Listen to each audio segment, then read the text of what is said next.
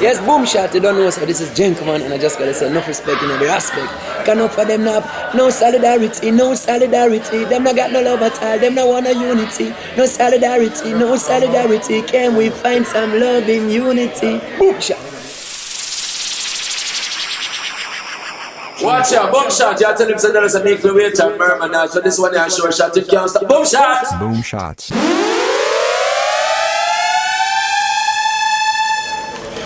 All right. Gentlemen, welcome to New York. Thanks, man, thanks. So we're in Sirius XM Satellite Radio. You're about to go on the air and talk about your new album, right? Yeah. This is the MTV Unplugged. Right.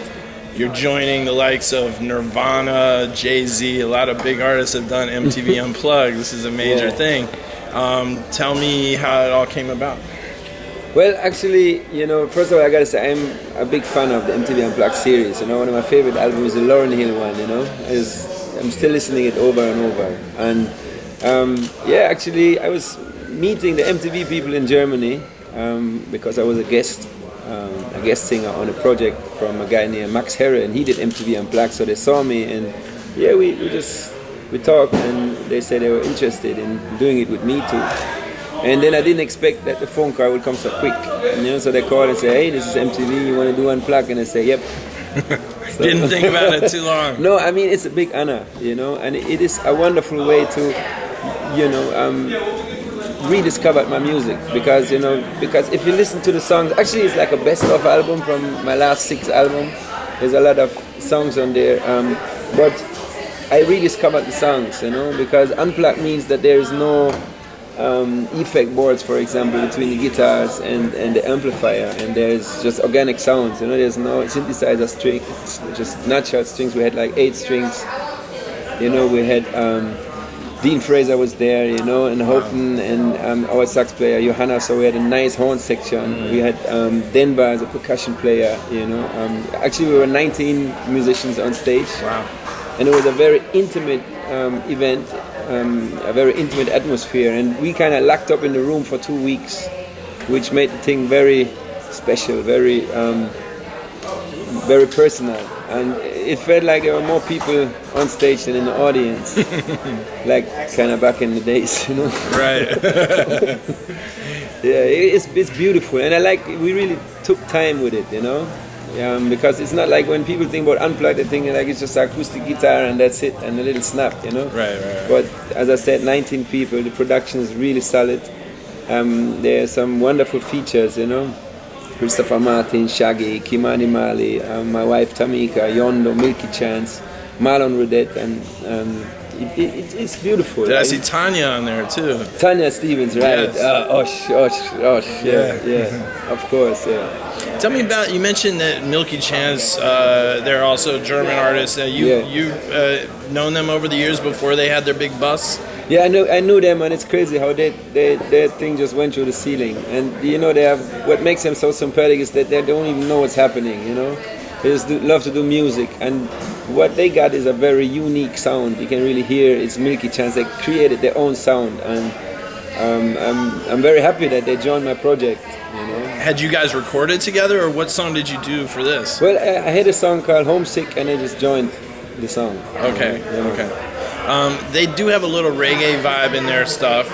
Not up front, but it's subtle. I know what you mean. Yeah. It really worked out nice, Mm-hmm. Yeah, man.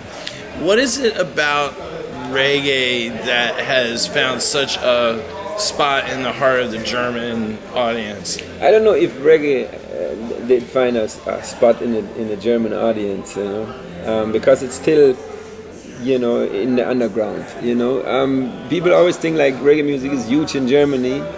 You have some major festivals where a lot of people and a lot of artists come every year. But if I turn on the radio, I still don't hear reggae music a lot. And if I look at the Billboard charts, I don't see a lot of reggae artists in there. So we cannot really say that it's a big thing in Germany. It's still in the subculture. But it's happening, It's happening. There's a lot of sound systems. You have some good artists, so there's a structure.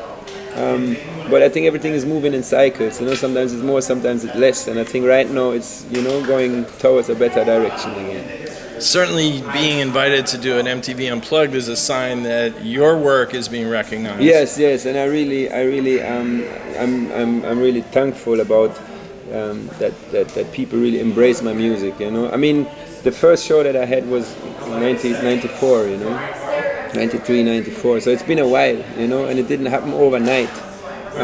But what I did back in the days was I collaborated with some hip hop dudes. And there was a kind of fusion going on in the middle of the 90s. Is this in Cologne you're talking? Yeah, Cologne Okay. in Germany in general, but I'm based in Cologne, you know, so that kind of gave me the opportunity to, you know, present myself in front of a bigger audience without being in the middle point. And then, you know, I had also the luck to, you know, got the right people around me at the right time. I was signed to an independent label called 4 Music, and they gave me the opportunity to grow.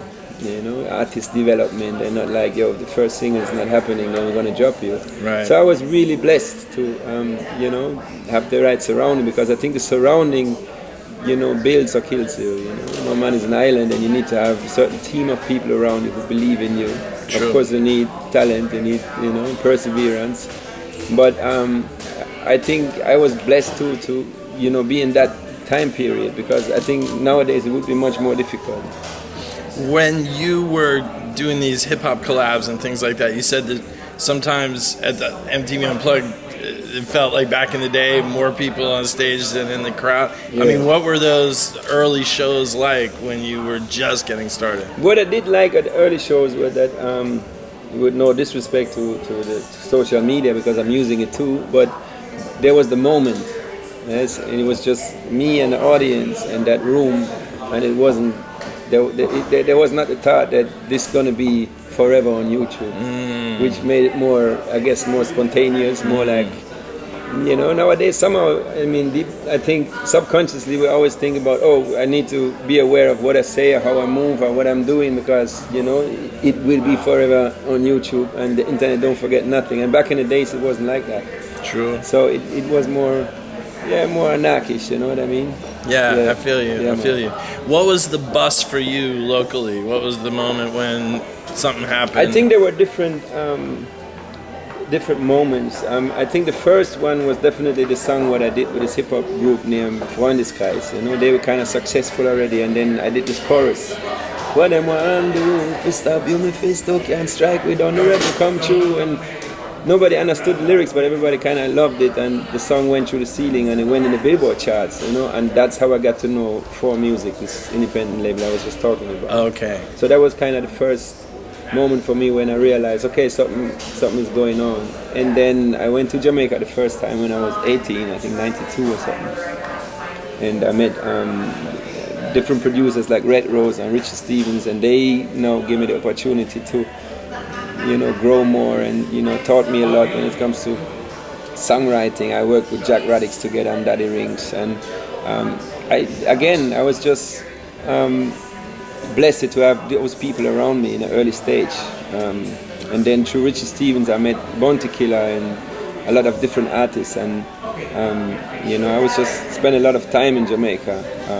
And then I think the song what kind of put me on an international scale was Intoxication, which was 2004. Right, on the Drop Leaf was? Right, yeah. So that was the time when I worked with Don Corleone a lot, and he put out the rhythm, and the rhythm went through the ceiling. And yeah, and there was a song called Superior too, where people kind of recognized me. And you know, also working with some good set of musicians around me, it makes a difference too. No doubt. So when you first traveled to Jamaica, your intention was, I'm going to go voice some tunes? No, I didn't really have an intention like that. Okay, all right. It wasn't that I went to Jamaica and said, yeah, I want to, you know, record songs and I want to be a reggae singer, because, you know, actually I never had the plan to be a reggae singer. I just enjoyed, you know, traveling. I enjoyed reggae music. I enjoyed, you know, experience different angles. And then it just kind of happened.